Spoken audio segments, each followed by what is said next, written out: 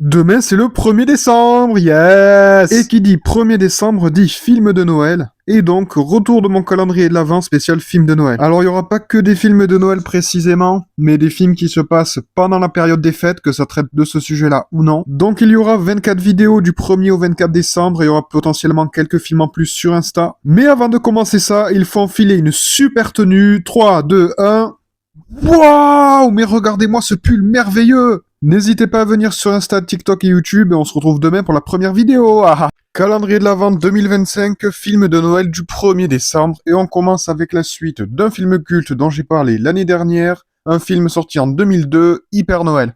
C'est une suite sympathique dans la lignée de son prédécesseur qui aborde de nouveaux thèmes très sympathiques. On voit que même s'il a grandi et qu'il croit toujours au Père Noël, Charlie est sur la liste des enfants passage et Scott doit essayer de remédier à ça. Il aura également une deuxième mission, s'il veut rester le Père Noël, il doit trouver une Mère Noël. Le fait de rajouter un aspect romantique à cette saga, je trouve ça très bien. Le film est une course contre la montre et ce qui est très bien trouvé, c'est qu'au fil du film, Scott perd peu à peu son apparence car il se rapproche de la date butoir. Et toute l'histoire du pôle Nord avec un Père Noël de remplacement, c'est très drôle. On est sur une très bonne suite, une œuvre parfaitement créée dans les années 2000, et pour moi ce deuxième opus c'est le meilleur de la saga. Calendrier de l'Avent 2025, film de Noël du 2 décembre. En 2009 est sorti un film qui s'appelle Point de rupture ou Powder Blue dans son titre original. En cette période de fête où la joie et la bonne humeur sont censées primer sur tout le reste, voici un film ô combien déprimant, mais qui reste un très bon long métrage. Powder Blue c'est un film choral, qui n'est pas directement sur le thème de Noël, mais il se déroule entre le 20 et le 25 décembre, donc en soi c'est lié. On y suit des gens seuls, tristes avec des vies pas vraiment faciles. Les personnages sont reliés entre eux de près ou de loin, mais chacune des histoires est forte, avec un fond touchant. Ce côté dramatique fait ressortir des prestations irréprochables pour la totalité de ce casting extrêmement talentueux. Un film peu connu qui mérite d'être vu, bien qu'il ne soit pas très jovial. Calendrier de l'Avent 2025, film de Noël du 3 décembre. En 2019 est sorti Comme Cendrillon 5. Et c'est quand même fou de se dire que cette saga s'étend sur presque 20 ans et 6 opus. Comme le titre rempli de subtilité l'indique, on reprend les bases de Cendrillon, avec une jeune fille souffre-douleur de sa belle-mère et de ses demi-sœurs. Sans surprise, c'est du teen movie qui n'a rien de surprenant à part sa bande originale que je trouve très agréable. Et elle colle parfaitement à l'ambiance du film. Malgré la platitude du scénario, je trouve que c'est quand même plutôt agréable. C'est mignon tout plein, et le côté téléfilm Gulli me rappelle une époque qui commence à devenir lointaine et me rend un peu nostalgique. Calendrier de l'Avent 2025, film de Noël du 4 décembre. En 2006 est sorti Black Christmas. Et pour moi, Black Christmas de 2006, c'est mieux que Black Christmas 2019. Mais c'est pas transcendant non plus. C'est un slasher des plus corrects avec une identité visuelle marquée grâce à des couleurs chaudes durant tout le film, jouant avec les couleurs de Noël. C'est trash sans faire des caisses avec son lot de scènes surprenantes. Côté casting, le film est principalement incarné par des icônes de l'horreur des années 2000, qu'on a pu voir notamment dans des slashers. Et je les ai trouvés assez inégales. Le scénario est également peu intéressant et la backstory sous forme de légende urbaine a du mal à fonctionner, mais s'avère tout de même mieux que celle de l'opus de 2019. C'est du slasher correct, on passe un moment plutôt agréable. Maintenant, il me reste plus qu'à voir le film original. Calendrier de l'Avent 2025, film de Noël du 5 décembre. En 2009 est sorti Les copains fête Noël. Ça fait peut-être des années que vous n'avez pas entendu parler de cette saga et je vais pour certains vous débloquer un souvenir d'enfance. Les copains fête Noël, c'est un téléfilm qui fait partie d'une saga très longue de bientôt 12 films. C'est des Golden Retrievers, soit les chiens les plus choubidou bidoudidou de toute la Terre. Et ils font des petites bêtises, puis ils discutent et il y a Christopher Lloyd avec le Père Noël, le chien Noël et de terribles images en 3D numérique. Bon, vu que c'est du téléfilm, on va être indulgent, on va dire que c'est pas dérangeant, même si ça fait un peu bizarre. Surtout 15 ans après, de voir des images de PS2, PS3 apparaître sans qu'on s'y attende. Cinématographiquement parlant, on n'est pas sur quelque chose de grandiose, mais ça reste mignon et agréable. Donc il me reste plus qu'à voir les suites. Calendrier de l'Avent 2025, film de Noël du 6 décembre. En 2014 est sorti Le Père Noël. Au premier abord, c'est pas le film qui donne le plus envie, mais finalement c'est une très bonne surprise. Une relation improbable entre un enfant et un cambrioleur Père Noël. Il y a un côté buddy movie version père-fils traitant de façon très subtile l'absence de parents, créant une alchimie et un duo marquant entre deux êtres que tout oppose. Je ne pensais pas à la bombe d'émotion qu'est ce film. Ça dure à peine 1h15 et c'est largement suffisant. C'est une belle œuvre vraiment très émouvante. Calendrier de l'Avent 2025, film de Noël du 7 décembre. En 2018 est sorti A Christmas Village ou Le plus beau Noël de ma vie. C'est un film correct. Quand on pense à Noël, c'est évident que les téléfilms en font partie. Il n'y a juste qu'à regarder l'affiche du film pour comprendre qu'il n'a rien d'original. Les téléfilms de Noël, c'est presque tous les mêmes, cependant je prends toujours un plaisir certain à les regarder. Dans Christmas Village, on suit deux personnages dans une petite romance qui naît alors qu'aucun des deux ne s'y attendait. Niveau casting, l'actrice principale est une habituée de ces productions et sa costard n'a qu'une carrière très courte. Rien de nouveau, mais pas un moment désagréable. Calendrier de l'Avent 2025, film de Noël du 8 décembre. En 1993 est sorti Allô maman, c'est Noël. C'est un film sympa qui est le dernier opus d'une saga et il reste fidèle aux deux précédents. C'est une jolie œuvre sur la famille avec ses petits rebondissements, le tout pendant la période des fêtes. Les enfants ont grandi et maintenant on entend les animaux parler, donc ça se renouvelle légèrement. John Travolta est toujours excellent, livrant une prestation touchante et quasi sur mesure pour lui. Une saga des années 90 devant laquelle j'ai passé un moment agréable. Calendrier de l'Avent 2025, film de Noël du 9 décembre. En 2021 est sorti le calendrier. Vu la simplicité de ce concept, c'est étonnant que Blumhouse n'y ait pas pensé avant. C'est français et ça montre que notre cinéma de genre regorge de surprises, un calendrier et des drames, autant dire que c'est simple et efficace. Ça commence doucement pour vite devenir glauque, jouant surtout avec son héroïne et sa psychologie, liée aux multiples traumatismes de sa vie. Le film se veut autant inventif que classique, et il ajoute au bestiaire du cinéma d'horreur un démon ô combien marquant. Dommage de l'avoir loupé en salle, mais content de l'avoir vu.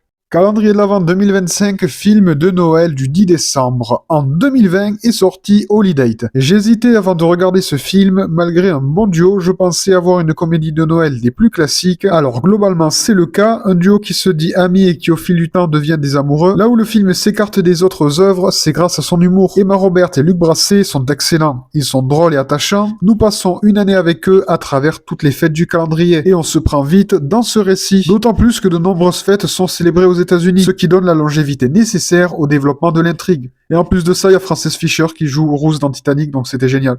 Calendrier de l'Avent 2025, film de Noël du 11 décembre. En 2018 est sorti Les Chroniques de Noël. Et je trouve que c'est un très bon film. Je pense que c'est un des meilleurs films de Noël qu'on ait eu ces dernières années. Kurt Russell est très bon en Père Noël, il forme un excellent trio, drôle et attachant, avec Teddy et Kate. C'est une œuvre qui respire l'amour et l'esprit de Noël, nous ramenant en enfance le temps d'un film. Une aventure féerique entre deux enfants et le Père Noël qui aurait fait rêver l'enfant que j'étais autrefois. Loin des centaines de comédies romantiques de Noël, mais quand même avec un scénario classique, celui de la personne venue d'ailleurs, bloquée dans le monde civil. Le film n'en reste pas moins efficace avec un rythme haletant et une très bonne alchimie entre les trois acteurs principaux. Calendrier de l'Avent 2025, film de Noël du 12 décembre. En 2019 est sorti Klaus. C'est une comédie de Noël que j'ai trouvée assez particulière. Possédant une identité visuelle remarquable avec un côté parfois glauque rappelant des fois l'univers de Burton, dans l'ensemble je trouve que l'histoire est classique, car c'est encore une fois l'histoire d'un personnage exilé dans un endroit très différent de ce à quoi il est habitué. Au départ il voudra partir, mais avec le temps il restera dans ce lieu. Là où le film réussit à sortir du lot, c'est car il ramène Noël dans un endroit où ça ne semble pas exister. Visuellement c'est joli, et un point que j'ai beaucoup aimé dans ce film, c'est la BO que j'ai trouvé excellente. Un film d'animation sympathique, mais pas la claque attendue. Calendrier de l'Avent 2025, film de Noël du 13 décembre. En 2020 est sorti Les Chroniques de Noël 2. Alors c'est un opus sympa réalisé par Chris Columbus qui est déjà un argument des plus prometteurs. Le film a un côté un peu plus enfantin que son prédécesseur. Niveau scénario, il prend place durant la même période avec une toute nouvelle histoire. Nous voilà repartis dans un conte féerique propageant la magie de Noël. Le personnage de Teddy est assez mis de côté au profit de Jack, le fils de Bob, le nouveau compagnon de leur mère interprété par Tyrese Gibson. Au casting, on retrouvera aussi Julian Dennison que j'avais beaucoup apprécié dans son rôle de Fire Fist dans Deadpool 2. Visuellement, l'ambiance de Noël est toujours là, avec quelques CGI assez moyens. Mais sur le global, les décors sont plutôt beaux et c'est bien retranscrit. C'est une bonne suite, donc à voir s'il y aura un troisième film.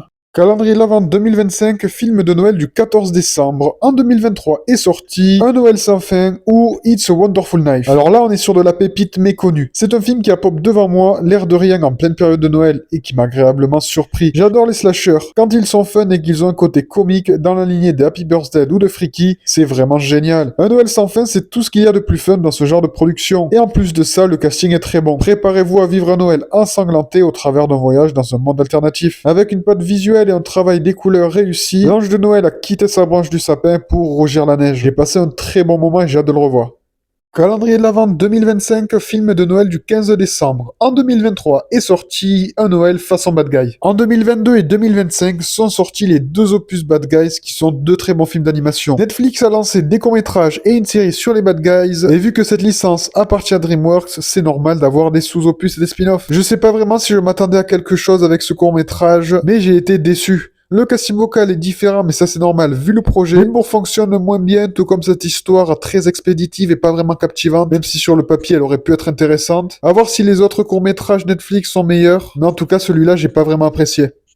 Calendrier de l'Avent 2025, film de Noël du 16 décembre. En 2003 est sorti Elf. Probablement plus culte aux États-Unis qu'en France, mais Elf avec Will Ferrell, c'est une œuvre parfaite pour la période actuelle. Il y a quelques jours, en parlant des chroniques de Noël, j'ai parlé du personnage venu d'ailleurs qui découvre notre monde, et ce film réalisé par Jon Favreau reprend ce concept. C'est le genre de film qui aurait pu passer sur Gulli Prime à l'époque, une comédie américaine cartoonesque devant laquelle on passe un moment agréable. Calendrier de l'Avent 2025, film de Noël du 17 décembre. En 2023 est sorti There's Something in the Barn. Les Norvégiens ont un point faible, ils sont trop forts. Je pense que j'ai déjà dit cette phrase, mais ils me surprennent toujours, et surtout en termes de film de genre. La proposition est originale, ils nous offrent une comédie horrifique sur Noël pleine de fantaisie. Leur patte visuelle est reconnaissable entre mille, et là on la retrouve bien évidemment. C'est drôle, trash, et ça va à fond dans sa proposition. Nous sommes sur du pur folklore de pays froids, et il n'y a pas meilleur que les Norvégiens pour nous transmettre cette ambiance. Ça c'est vraiment une pépite du cinéma des TV. Calendrier de l'Avent 2025, film de Noël du 18 décembre. En 2006 est sorti Voisin contre voisin, et c'était plutôt sympa. C'est sans doute l'un des films les plus faciles à dénicher en DVD, et il représente la comédie typique de Noël des années 2000, bien ancrée dans son époque. Porté par un duo efficace, le film offre une sorte d'avant-goût de la saga Nos pires voisins, mais destiné à un public plus jeune. Avec un scénario simple et sans prétention, il remplit parfaitement son rôle de divertir, sans se prendre au sérieux.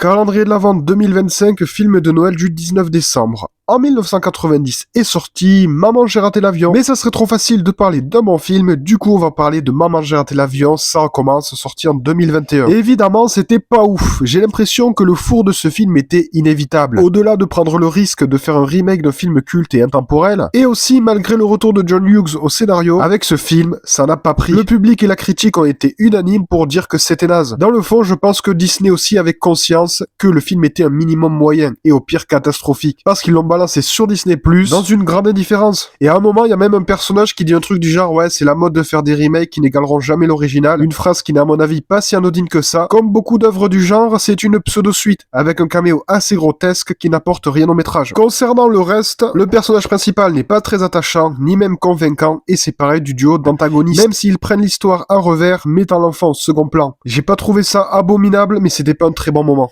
Calendrier de l'Avent 2025, film de Noël du 20 décembre. En 2021 est sorti Une abomination, un quartier totalement ouf. Alors avant de commencer le film, je savais plus ou moins à quoi m'attendre vu le type de production, mais en réalité, personne n'est prêt pour ça. Préparez-vous pour 1h45 absolument interminable pour un film des plus cauchemardesques. Le scénario, en plus d'être brouillon, ne raconte rien, presque il nous perd tellement ça n'a pas de sens. On va dire que le seul point positif du film, c'est les passages en animation, mais pour le reste, que ce soit la réalisation, la narration, des chiens qui visiblement communiquent par télépathie ou le jeu d'acteur en roue libre, rien n'est à sauver dans ce film. Je tiens évidemment à remercier ma plateforme préférée, Prime Video, de ne pas mettre la Vost FR sur tous les films qu'elle me propose, car là, niveau VF, je n'avais jamais entendu un tel truc auparavant. J'irais même jusqu'à dire que si c'est pas de l'IA, c'est honteux d'avoir fait ça. Ce qui est également fascinant avec ce long métrage, c'est le casting. Alors certes, aujourd'hui, ces personnes-là ont une carrière aléatoire ou coincée dans les séries B voire Z, mais cependant, ils ont tous eu leur heure de gloire. Ce qui fait que le film se paye le luxe d'avoir un sacré casting. Il y a juste qu'à lire l'affiche, tout en sachant qu'il y a en plus de ça Eric Roberts et Danny Trejo. Mais bon, en bref, ce film, c'est un cataclysme cinématographique.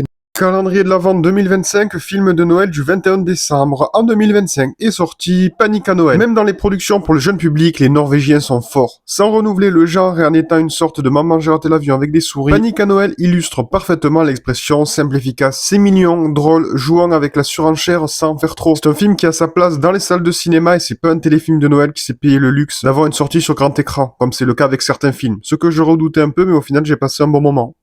Calendrier de l'Avent 2025, film de Noël du 22 décembre. En 2025 est sorti À la recherche du Père Noël, et c'était pas ouf. Patrick Timsit fait un bon Père Noël et c'est à peu près tout ce que j'ai aimé dans ce film. En réalité, mon visionnage de La recherche du Père Noël était assez éprouvant, avec une direction artistique assumée rendant le film cartoonesque, avec des personnages ridicules qui en font des caisses et des bruitages à la Huggy et les cafards. C'est d'ailleurs assez drôle dans un film du réalisateur de Brice de Nice d'avoir un personnage qui joue sans arrêt avec sa mèche. Dans son ensemble, j'ai trouvé ça assez insupportable et vite fatigant, car pour moi le côté cartoon en live action dans ce film ne fonctionnait pas. Et si ça avait été un film d'animation, je pense que ça aurait été un peu mieux.